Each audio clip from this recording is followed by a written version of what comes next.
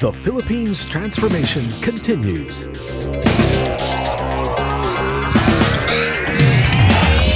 With government mindful that improving infrastructure is key to greater competitiveness, seeking deeper collaboration among stakeholders to move products and people more easily, accelerate growth, effectively provide social services, and attract more investments.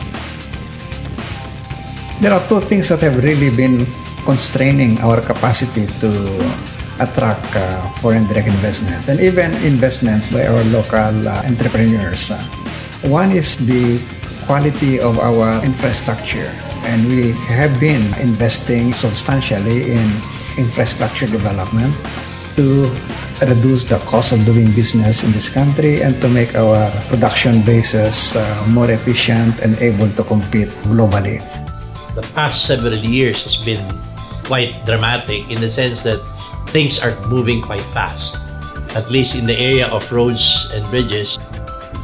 What has been happening right now is good because it has placed us on the world arena. So people now see what's going on.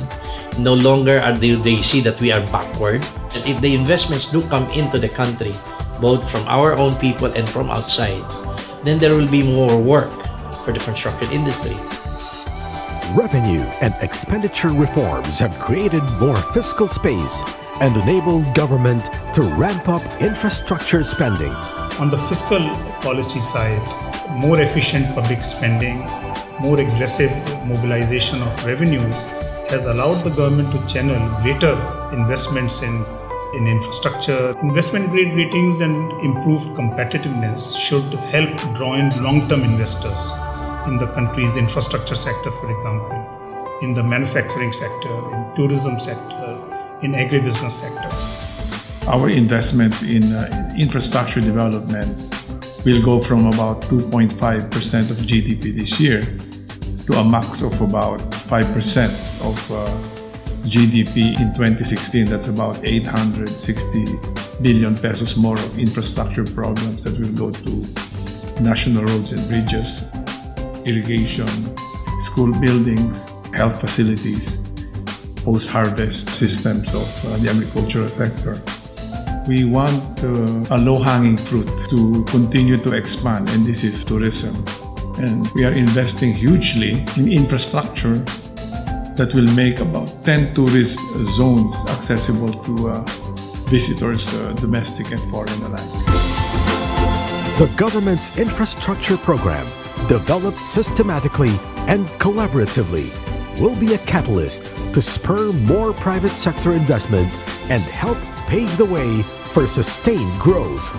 We've taken on convergence programs with other agencies. In particular, we have this tourism road infrastructure program where we will spend a little over 50 billion. The whole objective is, whether it's national road or local road, we want to upgrade the quality so that tourists can reach our priority destinations under tourism master plan with convenience. Aside from that, we will start building up investments in flood management, mitigating the effects of climate change as well as the recent events of flooding in urban centers in particular. So you will see a ramping up of probably close to 50 billion pesos a year just on flood mitigating measures. We're just finalizing the guidelines so that foreign contractors can start participating in the industry for projects above 1 billion pesos. So we will continue to make sure that we will have transparent bidding, we will continue to pursue and really make the market more competitive. I think our local contractors over the past 3 years have been asked to upgrade their equipment so that they become more competitive. We are continuing to cluster projects so that projects become bigger, become more attractive for local as well as foreign contractors. I think with this upgrading, we hope that, and we're seeing more interested investors coming in to look at flood management, to look at roads, to look at bridge technology, and other aspects of the construction industry. The road is literally being paved to welcome investors and visitors alike. The PPP program was identified by this administration as a means to address our infrastructure gap. There's close coordination right now with the various implementing agencies to have a faster implementation or rollout period for our projects. Moving forward, we're looking at amending the BOT Build, Operate, Transfer Law to institutionalize the reforms that we've started.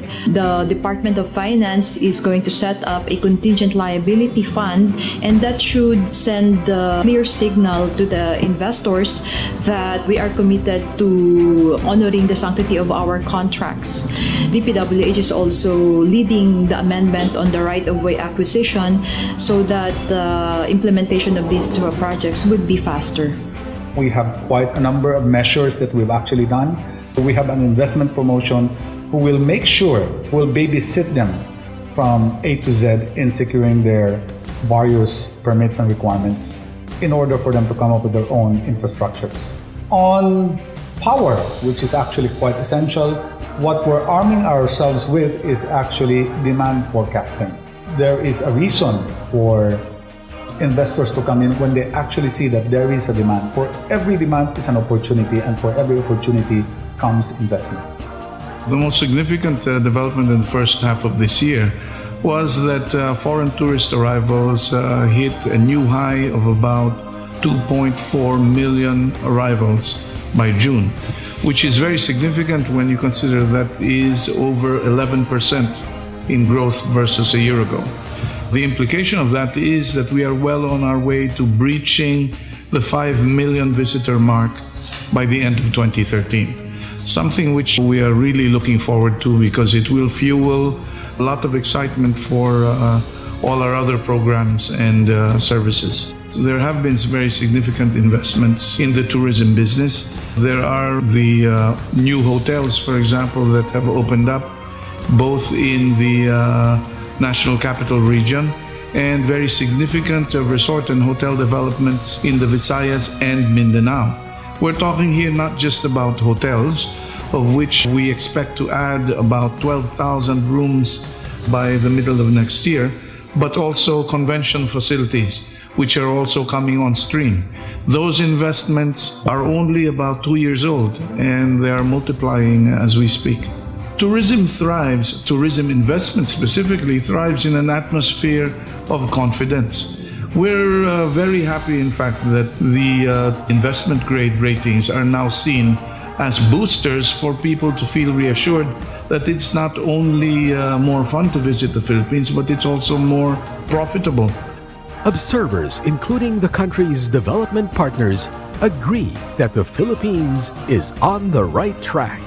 It must increase investment in infrastructure, and it must increase investment in human capital.